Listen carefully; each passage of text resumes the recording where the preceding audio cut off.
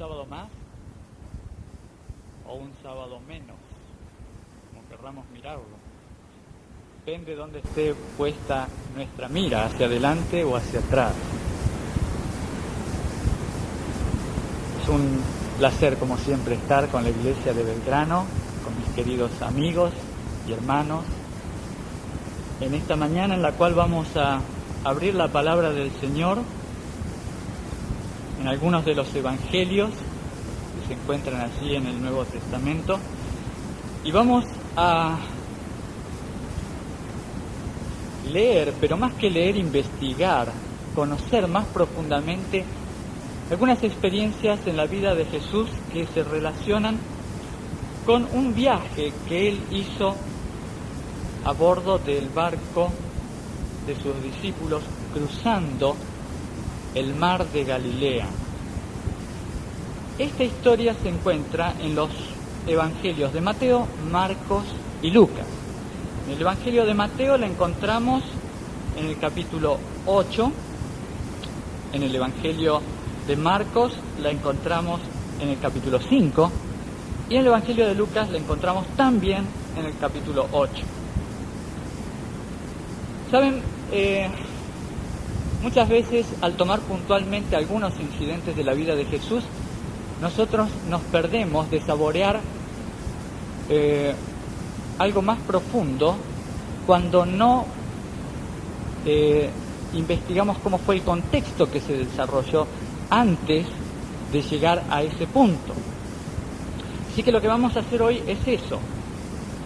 Vamos a ver este acontecimiento, pero en toda su magnitud, con todos los incidentes que lo rodearon, y van a ver ustedes cuán profunda enseñanza nosotros podemos sacar de todo esto. Mateo, capítulo 8. Vamos a empezar leyendo desde el versículo 14 en adelante. El incidente aquí nos relata el sanamiento de la suegra de Pedro. ¿Saben ustedes dónde vivía Pedro? ¿Cuál era la ciudad donde residía Pedro a orillas del mar de Galilea? Capernaum. Allí vivía Pedro. Si ustedes tienen, como casi todas las Biblias, tienen un mapa al final, mi Biblia es una Biblia especial, con concordancia y algunas otras cosas, por eso en mi Biblia está en colores. No sé si en la Biblia de ustedes también. Palestina en tiempos de Jesús. Ahí está toda la división política, y para darnos una idea más clara de cómo se sucedieron estos hechos, sería bueno que miráramos el mapa. Así nos situamos geográficamente en lo que vamos a hablar esta mañana. Ustedes ven en el mapa que en lo que sería el norte de este mapa, no sé si corresponde también al norte geográfico porque no hay ninguna señalización de latitud y longitud aquí, ya ubicándonos geográficamente, calculo que también es el norte. Tenemos el mar de Galilea. En el mapa mío dice lago de Galilea, es más correcto porque es un lugar de agua salada, de agua dulce y no de agua salada como son los mares. Allí bien pegadito está Capernaum, y ahí se encontraba Jesús en la casa de Pedro, un pescador, como casi todos los habitantes de Capernaum, estando al borde del lago, por supuesto, pescaba. De eso vivían. Sana a la suegra de Pedro, pero como en todas las intervenciones de Jesús, o en la mayoría, cuando la gente se enteraba de que estaba Jesús, ¿qué pasaba? Se amontonaban todos para oírlo y para recibir también sanamiento. Así que había, versículo 16, cuando llegó la noche trajeron a él muchos endemoniados, y con la palabra echó afuera los demonios y sanó a todos los enfermos, para que se cumpliese lo dicho por el profeta Isaías cuando dijo: Él mismo tomó nuestras enfermedades y llevó nuestras deudas. Versículo 18, viéndose Jesús rodeado de mucha gente, mandó que mandó pasar al otro lado. ¿Al otro lado de dónde? ¿Al otro lado de la ciudad? Al seguir leyendo nos damos cuenta que lo que Jesús quería era un poco de tranquilidad.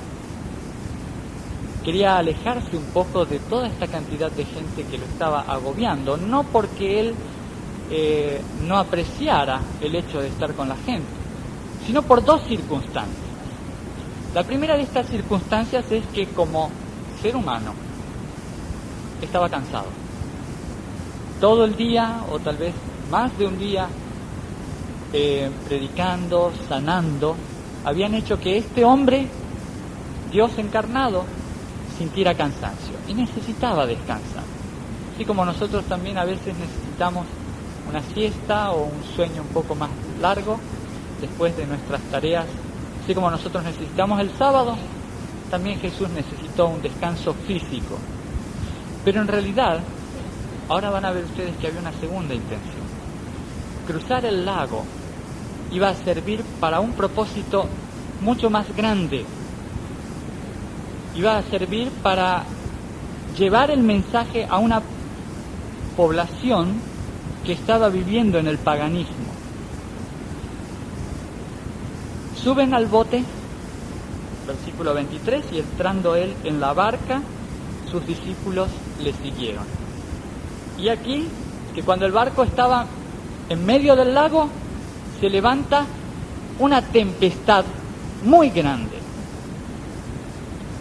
Tan grande que las olas cubrían la barca, pero Jesús acá nos demuestra que realmente estaba cansado. ¿Qué estaba haciendo Jesús? Primera lección nuestra. Vamos a ponernos en el caso de los discípulos. Jesús les dice: llévenme a cruzar el lago en la barca. No se lo dice a hombres como nosotros, que si nos pusieran una barca en nuestras manos seguramente la hundiríamos. Se lo dice a hombres experimentados, cuyo medio de vida era andar con esa barca por el medio del lago pescando. Así que nada más fácil para estos hombres que llevarlo a Jesús al otro lado del barco. Lo hicieron con confianza, con seguridad. Sabían todos los secretos de manejarse con esa barca en el medio del lago. Era su barca, su propia barca. Jesús estaba con ellos, así que iban doblemente seguros. Y lo dejaron dormir. Jesús entró en la barca de los discípulos y en su cansancio se durmió. El viaje hasta la mitad del lago fue placentero. Dice Elena de White en El deseado de todas las gentes que al principio el lago era como un espejo y la barca se deslizaba suavemente por arriba de la superficie. Fue un viaje tranquilo, y mientras el viaje estuvo tranquilo, los discípulos no se preocuparon de dónde estaba Jesús. Si estaba despierto o dormido. Estaba dormido y lo dejaron dormir. Descansa, Señor. Tú estás muy cansado. Gracias por estar en mi barca. Gracias por estar en mi vida, decimos nosotros. Le abrimos una vez la puerta de nuestra vida y le dijimos: Señor, entra aquí. Quiero que estés conmigo, pero mi vida la manejo yo. Porque yo conozco más que tú esta vida que tengo, con la cual he nacido. Así que, como nosotros no lo dejamos actuar, como no es necesario para el manejo de nuestra vida, el Señor no actúa, se duerme. ¿Hasta qué? Hasta que empiezan las tempestades.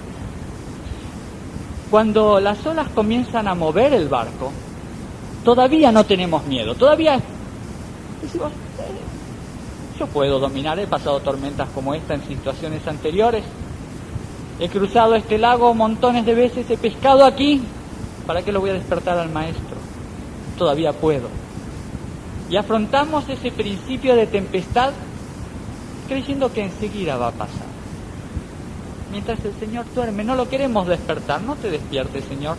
Todavía no es necesario que intervengas en mi vida. Claro, tú estás adentro. Estoy contento porque te tengo adentro de mi vida, pero todavía no es necesario que te despiertes, que actúes. Claro que muchas veces el enemigo hace que los vientos soplen huracanados. Y entonces nuestra seguridad en el manejo de nuestra propia vida o de nuestro propio barco empieza a decaer. Empezamos a darnos cuenta de que tal vez no éramos tan buenos marinos, o tal vez esta tormenta no es como las que ya hemos pasado, y tal vez sería necesario que alguien nos ayudara. Y empezamos a pensar que tal vez sería bueno saber en qué lugar de nuestra vida está Jesús. ¿Dónde se quedó dormido? ¿Dónde está? Por lo menos empezamos a buscar. ¿Dónde se fue? Tendría que estar acá. ¿Dónde está ahora? ¿Dónde lo dejé? ¿Dónde lo dejé la última vez? Pero es cuando las tormentas amenazan con volcarnos, cuando nosotros ya vemos que no hay otra solución, que a menos que Jesús se despierte y ponga orden, el barco se viene a pique. Cuando tomamos la decisión, como dice en el versículo 25, Mateo capítulo 8, y vinieron sus discípulos y le despertaron diciendo: Señor, sálvanos que perecemos.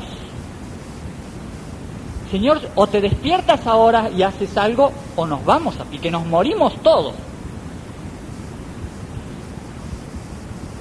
El Señor les dice, en otras palabras, ¿no? Les dice: tuvimos que llegar hasta acá, hombres de poca fe, tuvimos que llegar hasta el límite mismo de la desesperación para que te acuerdes de mí. Y Él les dijo: ¿por qué temes, hombre de poca fe? Entonces, levantándose, reprendió a los vientos y al mar, y se hizo grande bonanza. Cuando Jesús interviene, siempre en nuestra vida se despliega una gran bonanza.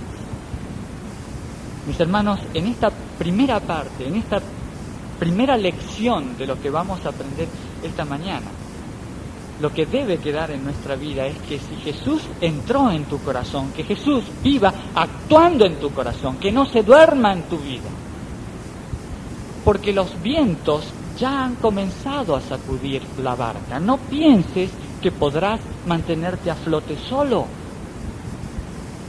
Esperaremos cada uno de nosotros hasta que realmente la barca ya esté haciendo agua, hasta que estemos todos mojados y con el agua hasta el cuello para llamar: Señor, líbrame. ¿No podremos actuar ahora? ¿No podremos pedirle al Señor que ahora haga la gran bonanza en nuestra vida? ¿No sería mejor eso? Jesús tenía un proyecto, quería enseñarles una lección a sus discípulos, pero quería cruzar el lago de Galilea.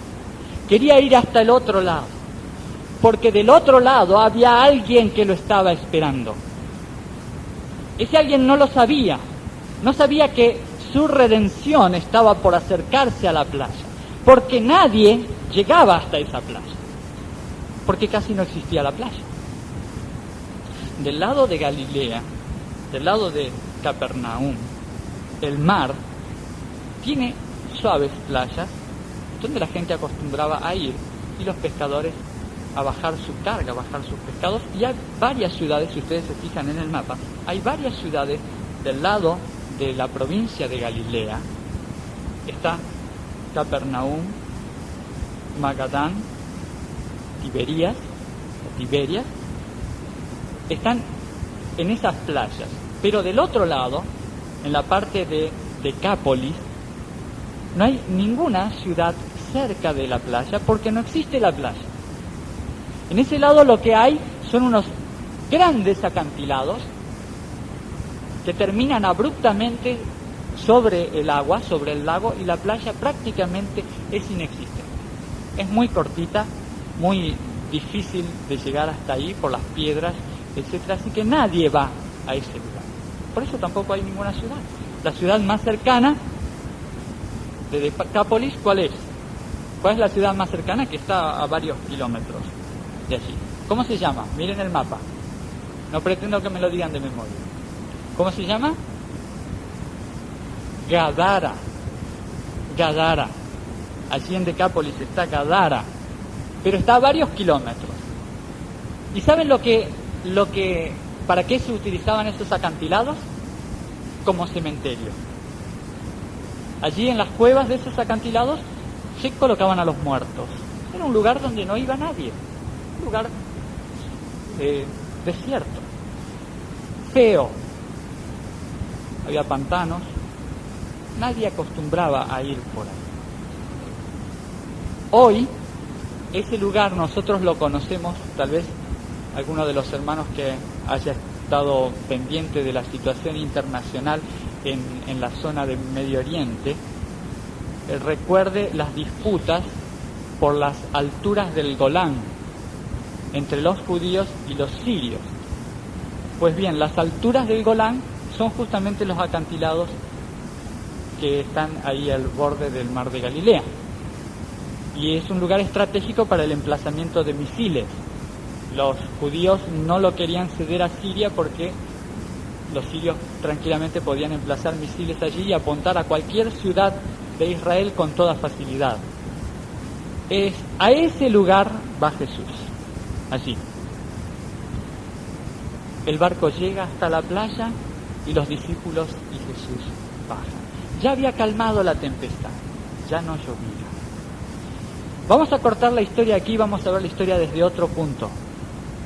Desde uno de los hombres que estaban ahí.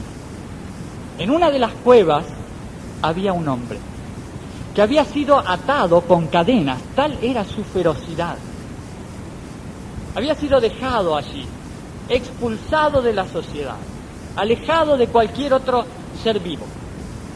Nadie lo quería.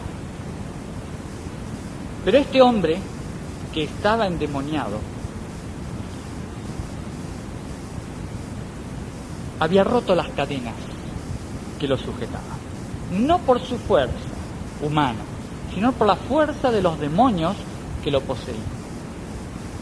Este hombre no siempre estaba en sus cabales, no siempre estaba en su razón. Muchas veces estaba nubilado por la posesión demoníaca que sufría. Había sido un hombre común como cualquiera de nosotros, pero había amado más al mundo que a las cosas de Dios. Prácticamente no conocía al Dios verdadero, aunque era judío. Había amado más los placeres, se había ido acercando cada vez más a las cosas pecaminosas. Su vida había entrado en una cuesta abajo, que al principio no se nota, pero a medida que va avanzando por esa cuesta abajo, cada vez se toma más velocidad y finalmente se termina corriendo hacia el fin. Y este hombre, en su vida mundana, había permitido que Satanás tomara el control de su ser. Y junto con un demonio entró otro, y junto con ese entró otro. Su vida cada vez fue deteriorándose más, hasta que finalmente había una legión de demonios adentro de él. Indominables. Había asolado las ciudades, había hecho maldades por doquier, había asustado a la gente, había hecho daño y la sociedad lo expulsó. Lo echó, lo mandó, lo tiró en la cueva, lo ató con cadenas, que se quedara allí y que se muriera lo más pronto posible. Ese era el final de su vida. Allí estaba en una cueva que era una tumba. Al lado de él, esqueletos. Una o dos calaveras, iluminadas por la luz de los relámpagos que afuera estaban haciendo luz en medio de la tormenta. Y él estaba pensando que ese era su destino. Y allí iba a terminar él. Él iba a ser también un esqueleto como esos. Repasando su vida, había visto el principio y el final hacia el cual él iba. Se daba cuenta de que la culpa era de él. Nadie lo había obligado a llegar hasta ese punto de profundidad, sino que lo había hecho intencionalmente, buscando placeres en el mundo. Cuando estaba pensando en estas cosas, de repente se da cuenta de que dejó de llover. No hay más truenos, no hay más relámpagos. Sale de la cueva, mira y ve que las nubes se están disipando. Otra vez la luna ilumina la escena y se pregunta: qué raro, las tormentas no terminan así tan rápido, no terminan de esta forma. Jesús en medio del lago, él no lo sabía, pero Jesús en el medio del lago estaba imponiendo la paz. Momentos más tarde, cuando el sol apenas comienza a salir, él se encuentra fuera de la cueva cuando ve que una barca comienza a acercarse a ese lugar al cual no viene nadie. Gente, dice. Gente. Hace tanto tiempo que no veo gente. Una barca. No vienen barcas por aquí. Es muy peligroso para los barcos llegar. Y ve que de esa barca bajan algunas personas en la escasa playa al borde del acantilado. Él baja corriendo, siente un impulso por ir y un impulso que lo retiene. No sabe qué es lo que va a pasar. No conoce a las personas que están allí, pero algo dentro de sí todavía lo está impulsando. Y llevado por ese impulso, corre hacia la playa a donde están estas personas. Lucas, capítulo 8.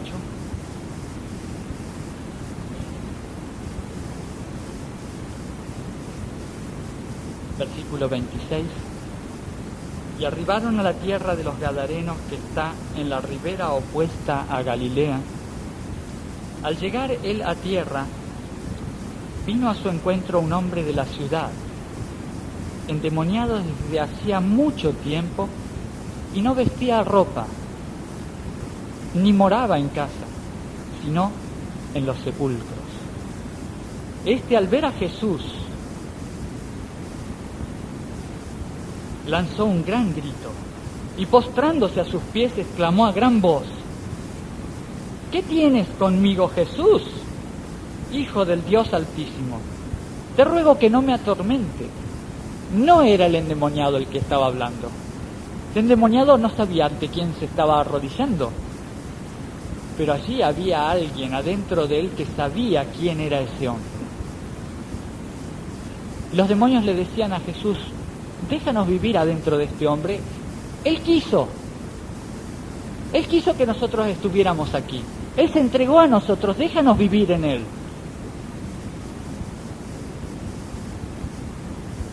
Versículo 29. Porque Jesús mandaba al espíritu inmundo que saliese del hombre, pues hacía mucho tiempo que se había apoderado de él, y le ataban con cadenas y grillos, pero rompiendo las cadenas, era impelido por el demonio a los desiertos. Y le preguntó Jesús diciendo: ¿cómo te llamas? Y él dijo: Legión, porque muchos demonios habían entrado en él. Y le rogaban que no los mandase ir al abismo. Pero Jesús puede leer el corazón. Aún en la vida de ese hombre, cargado de pecados y cargado de demonios, había una pequeña luz de esperanza. Y el Señor, que lee hasta lo más profundo de nuestra vida, que sabe nuestras intenciones, que sabe por qué nosotros estamos aquí esta mañana, que conoce si nuestra relación con Él es una relación sincera o es una relación de conveniencia. El Señor vio una luz donde otros solamente veían oscuridad. Y los demonios supieron que su estadía en esa vida, en ese cuerpo, había terminado. Satanás siempre fue derrotado por nuestro Señor. Esa vida estaba por quedar libre. Momentos después, ninguno de esos demonios iba a estar allí. Pero Satanás buscaba entorpecer y arruinar la obra de Dios. Y buscó una argucia para hacer que Jesús fuera echado de Decápolis. Satanás dijo: está bien, liberaré a un hombre, pero no te permitiré entrar en la provincia de Decápolis. No podrás liberar a más de todos los que yo tengo sojuzgados en este lugar. Entonces le pidieron a Jesús que les dejara entrar en los cerdos que estaban siendo cuidados allí. Fíjense lo que dice el versículo 32. Había allí un hato de muchos cerdos que pasían en el monte y le rogaron que los dejase entrar en ellos, y Jesús les dio permiso. Y los demonios salidos del hombre entraron en los cerdos, y el hato se precipitó por un despeñadero al lago y se ahogó. Y los que apacentaban los cerdos, cuando vieron lo que había acontecido, huyeron, y yendo dieron aviso en la ciudad y por los campos. Y salieron a ver lo que había sucedido, y vieron a Jesús, y hallaron al hombre de quien había salido los demonios sentado a los pies de Jesús, vestido y con su cabal juicio, y tuvieron miedo. Y los que lo habían visto les contaron cómo había sido salvado el endemoniado. Entonces toda la multitud de la región alrededor de los gadarenos le rogó que se marchase de ellos, pues tenían gran temor. Vieron aquel asombroso milagro y le pidieron que se fuera. Vieron aquel hombre loco, endemoniado, desnudo, salvaje, que ahora estaba sentado a los pies de Jesús, manso como un cordero, vestido y en su cabal juicio, y le pidieron a Jesús que se fuera.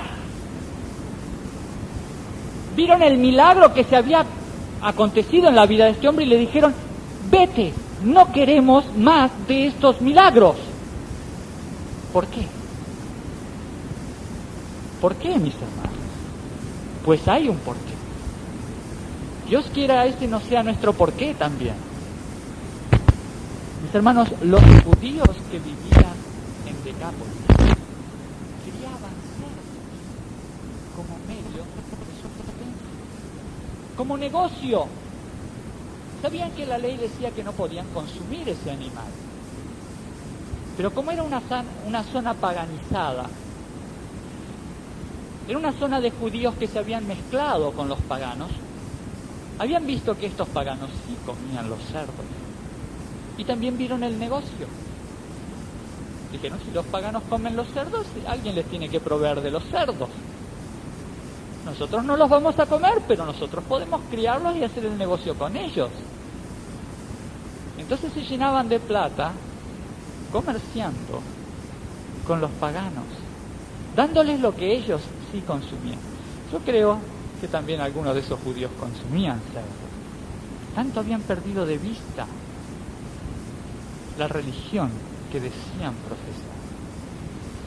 Entonces, lo que ellos no querían era que Jesús viniera a arruinarles el negocio.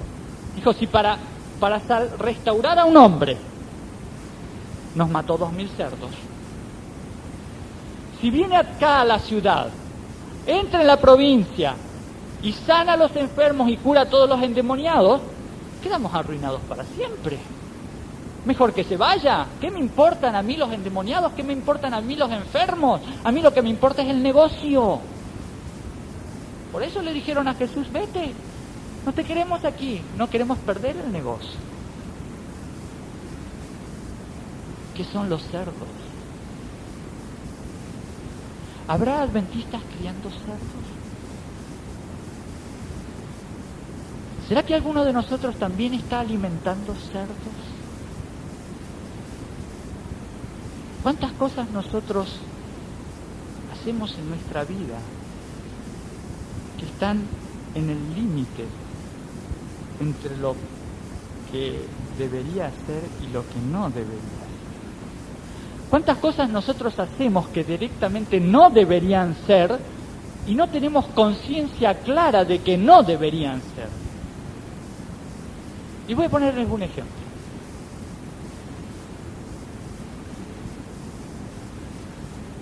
Y esto es alimentar cerdos. Cuando nosotros metemos la mano en el bolsillo y pagamos por un producto que no es beneficioso para nuestra vida, pero que ha sido publicitado en la televisión o en algún otro medio, y nos gusta pensamos que nos va a dar satisfacciones y lo compramos. Nosotros estamos alimentando un ser. Cuando compramos comida y consumimos comida que sabemos que no es la comida que Dios nos instruyó que debíamos comer en el tiempo del fin, nosotros estamos alimentando cerdos. Cuando nosotros dejamos que nuestros hijos vayan a los kioscos y gasten dinero en porquerías, o sea, cosas de los puercos, ¿no? Que no sirven para nuestra alimentación y nuestro crecimiento espiritual. Nosotros los estamos alimentando. Cuando encendemos el televisor para ver los programas que allí se transmiten, le despidió diciendo: vuélvete a tu casa, vuelve a Gadara y cuenta cuán grandes cosas ha hecho Dios contigo. Y él se fue publicando por toda la ciudad cuán grandes cosas había hecho Jesús con él. Un año después, 12 meses, o tal vez un poco más, casi al final de su ministerio, Jesús volvió a Decápolis. Esta vez en Decápolis había una gran cantidad de gente que salió a recibirlo, no para echarlo, sino porque por la obra de este ex endemoniado, muchos estaban esperando recibir las bendiciones del Señor. Muchos habían entregado su vida al Redentor. Mi hermano, si tú quieres ser liberado hoy de los demonios que gobiernan tu vida, si tú quieres dejar de alimentar cerdos, si tú quieres despertar a Jesús que alguna vez entró en tu vida pero que ahora está dormido, tienes que empezar hoy y pedir la fuerza que no está en ti, porque nosotros no tenemos fuerza para hacer ninguna obra, no tenemos fuerza siquiera para abrir la puerta de nuestro corazón, no tenemos fuerza para echar los chanchos, no tenemos fuerza, pero el Señor Dios tiene el poder. Él es el que puede poner su fuerza en ti. Solamente está esperando que se lo pida.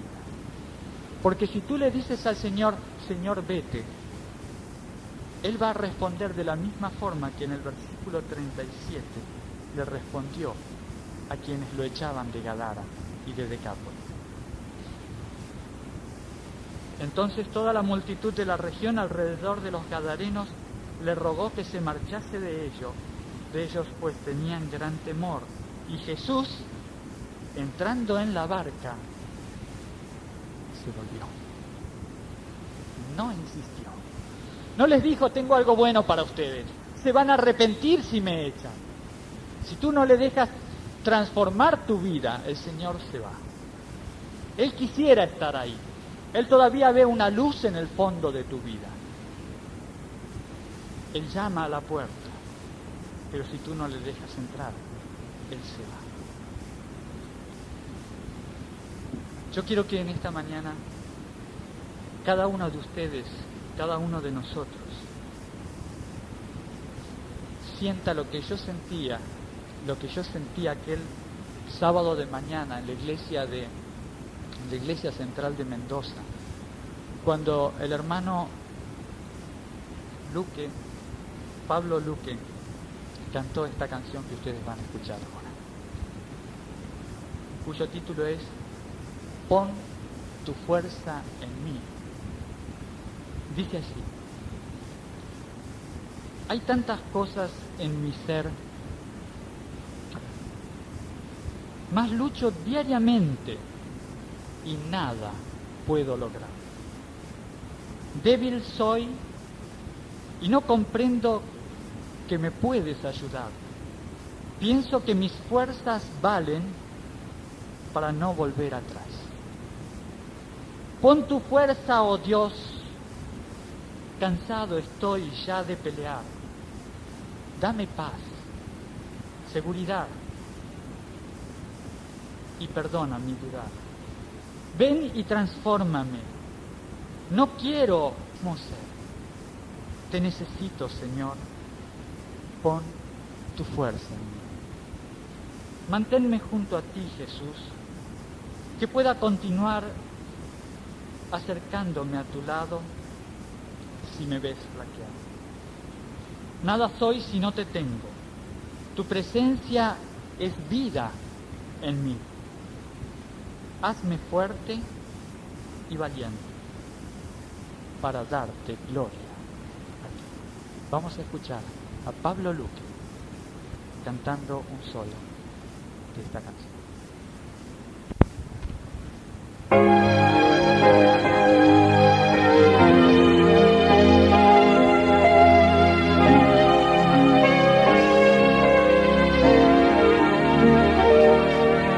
Hay tantas cosas en mi ser que no puedo cambiar,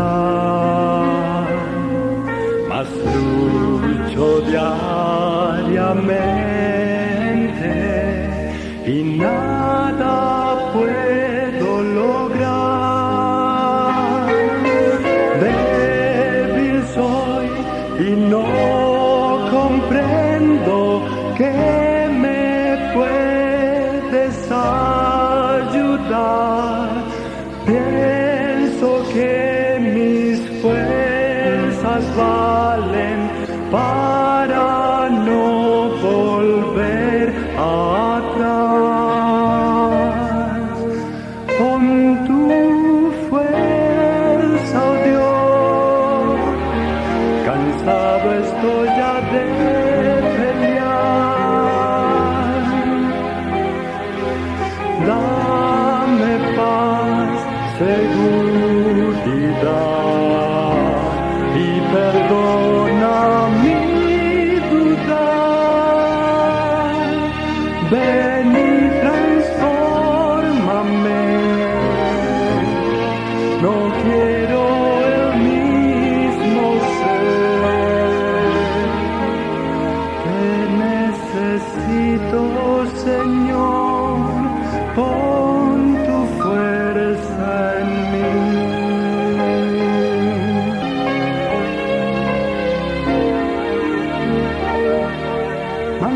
Manténme junto a ti, Jesús, que pueda continuar. Acércame a tu lado si me ves flaquear. Nada soy si no te tengo. Tu presencia es vida en mí. Hazme fuerte y valiente para darte gloria a ti. Pon tu fuerza, oh Dios, cansado estoy ya de pelear. Dame paz, seguridad y perdona mi dudar. Ven y transfórmame. No quiero el mismo ser. Te necesito, Señor, pon tu fuerza en mí.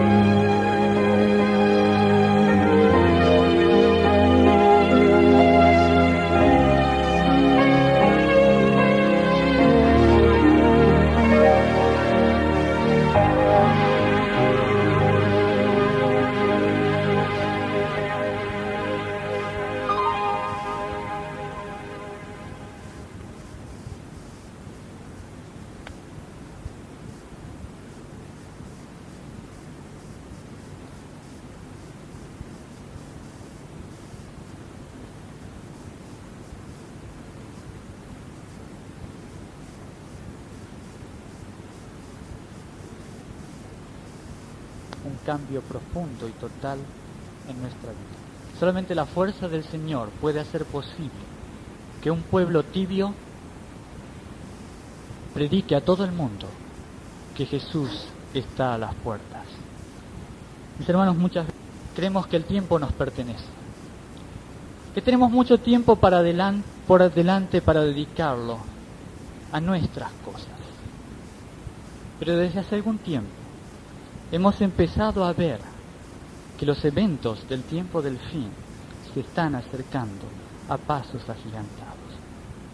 Lo que la Iglesia Adventista durante más de 120 años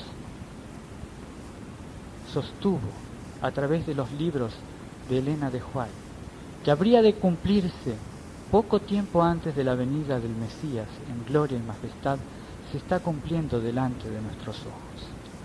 Mis hermanos, es muy poco lo que resta. Muchas veces nosotros miramos a nuestro alrededor y creemos que no está pasando nada. Satanás se ocupa de que nosotros no nos enteremos de ciertas cosas que se están realizando secretamente. Hasta que terminen de realizarse, entonces nosotros ya no podamos hacer nada al respecto. Nosotros creemos que tendremos libertad durante mucho tiempo más. Si no hay nadie preocupado por el mensaje que el pueblo de Dios tiene que darle al mundo en el tiempo del fin. Si no hay nadie preocupado porque los hijos de Dios se levanten en algún momento y le muestren al mundo la forma en la cual se desatará una gran persecución a aquellos que se mantengan fieles a la palabra del Señor. Mis hermanos, la libertad que nosotros decimos gozar no es libertad en este país, solamente es tolerancia. Hay leyes que se están imponiendo desde los Estados Unidos a todo el mundo para controlar a aquellos que en determinado momento quieran levantarse a decir que Jesús viene pronto y que la ramera de Apocalipsis es la religión cuya sede está en Roma.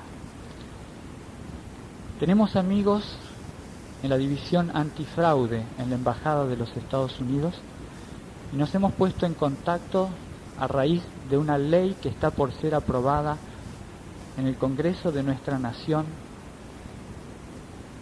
lo antes posible, según el gobierno, porque es una ley que viene impuesta de los Estados Unidos, pero es una ley que extermina los derechos humanos de toda la población. Las organizaciones de derechos humanos están alertando sobre los alcances de esta ley. Y estoy seguro que la mayoría de ustedes no tienen ni idea de que esta ley ya fue presentada en el mes de enero, iba a ser tratada en febrero, pero la Cámara dijo que esa ley era demasiado terrible y que le daba al gobierno poderes extraordinarios que harían que cualquier ser humano de esta nación sea considerado sospechoso de terrorismo. Yo voy a leerles los fundamentos de esta ley y ustedes entiéndanlos en el contexto en el cual estamos viviendo. Organismos de derechos humanos. Esta información apareció en el diario Los Andes de Mendoza el 26 de enero del 97. Leopoldo Bravio, el diputado socialista, nos está por enviar información sobre esta ley. Ellos son los que están en la Comisión de Derechos Humanos intentando de que nunca se apruebe, pero nosotros sabemos que finalmente va a ser aprobada. Organismos de derechos humanos denunciaron la existencia de un proyecto de ley antiterrorista manejado en un total y sugestivo silencio que permite encarcelar a quienes se manifiesten en contra del gobierno. Señalaron que la norma implica una peligrosa violación de las garantías constitucionales y una eventual persecución política, gremial o estudiantil. El proyecto de ley ya tiene dictamen favorable de la Comisión de Legislación Penal, de Presupuesto y Hacienda y de Relaciones Exteriores, y se cuenta entre los temas previstos a tratar por la Cámara de Diputados en las sesiones extraordinarias de febrero. Se trató el tema y no se aprobó la ley, pero ahora el gobierno quiere instaurar el tema otra vez en la sociedad. Por eso hay alguien por allí del gobierno diciendo que está produciéndose rebrotes subversivos y que hay que aplicar leyes antiterroristas, porque quieren que se aplique esta ley. El gobierno mundial, los Estados Unidos, quieren que se aplique en todos los países. Continúo, porque todavía lo más terrible ni se los leí. La iniciativa define el delito de terrorismo de una manera considerada peligrosa por los organismos de derechos humanos. Primero, prorroga los plazos procesales y el secreto sumarial y establece la figura del arrepentido, es decir, aquel que estuvo en un grupo terrorista y salió y acusa ahora al grupo terrorista. El agente encubierto, es decir, una persona que ha sido enviada al grupo terrorista para ver cómo se mueve y luego denunciarlos. Y el informante, para descubrir supuestos delitos de esta índole. Ahora, ¿cuáles son? ¿A quiénes se va a considerar terroristas?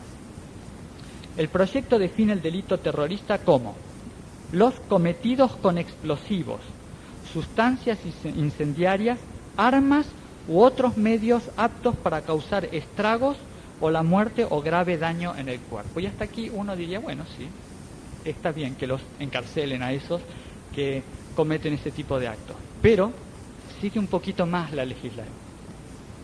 A esto que sigue a continuación también se lo considera acto de terrorismo. Escuchen bien, porque aquí, bueno, ya van a ver ustedes.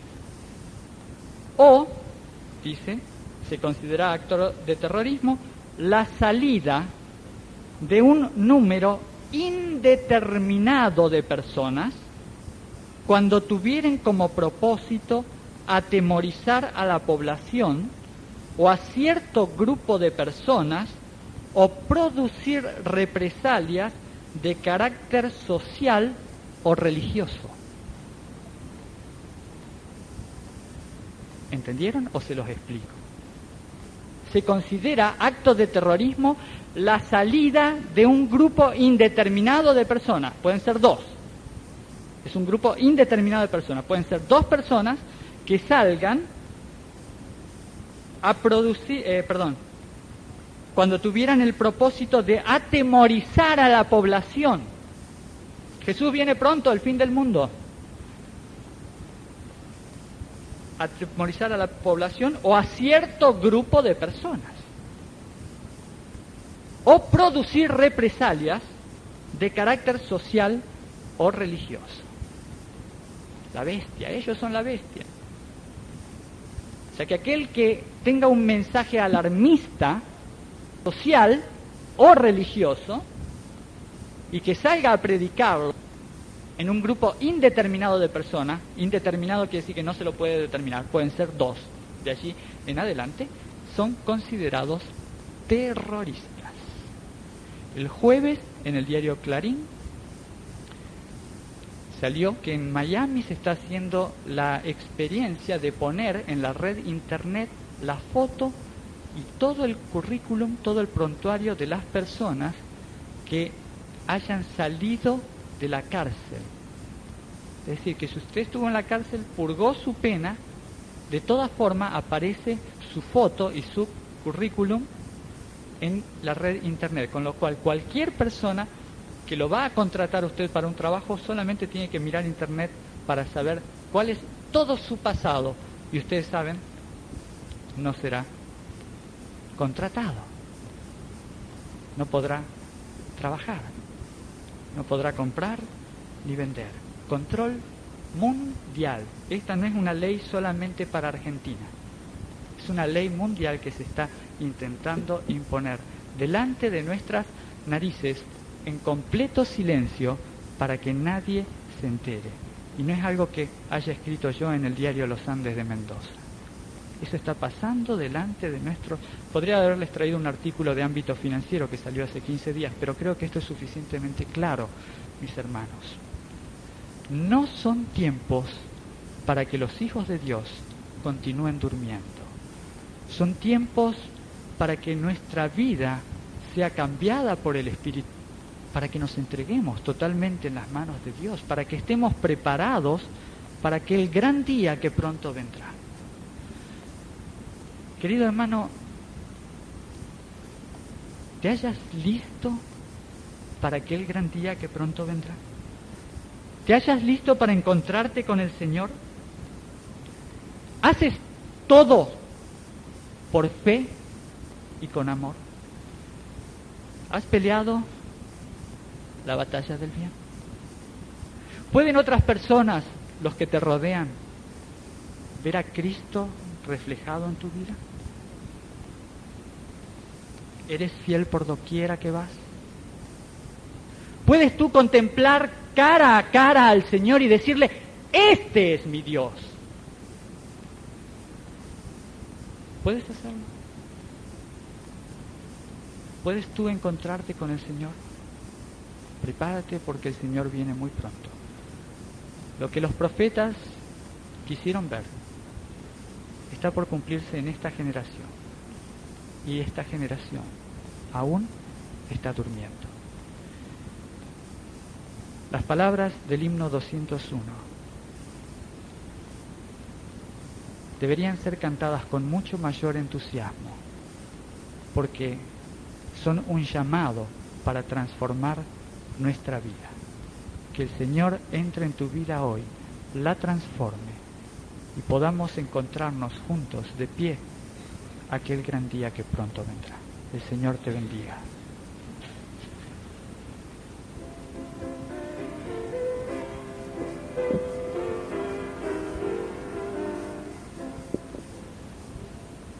La Biblia nos habla de Cristo y de su muerte en la cruz. Su santa palabra ha dicho que Él pronto vuelve luz. Que haya Cristo encontrar al Señor. Lo haces todo con fe y con amor. Has peleado por fe la batalla del bien. Pueden otros a Cristo en ti ver. Eres fiel por doquiera que vas. Puedes tú contemplarlo en su paz y triunfante decir, este es mi Dios. Puedes tú encontrar al Señor. No anheles el bien de esta vida, pues ella se pasará. Entrégate a Él sin medida, que hoy llamando está. Que hayas visto encontrar al Señor. Lo haces todo con fe y con amor. Has peleado por fe la batalla del bien. Pueden otros a Cristo en ti ver. Eres fiel por doquiera que vas. Puedes tú contemplarlo en su paz y triunfante decir, este es mi Dios. Puedes tú encontrar al Señor. No dejes que pase más tiempo sin entregarte a Jesús. Alístate pues el Maestro, muy pronto vuelve luz. Que hayas listo encontrar al Señor. Lo haces todo con fe y con amor. Has peleado por fe la batalla del bien.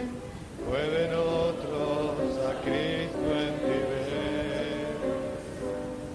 Eres fiel por doquiera que vas. Puedes tú con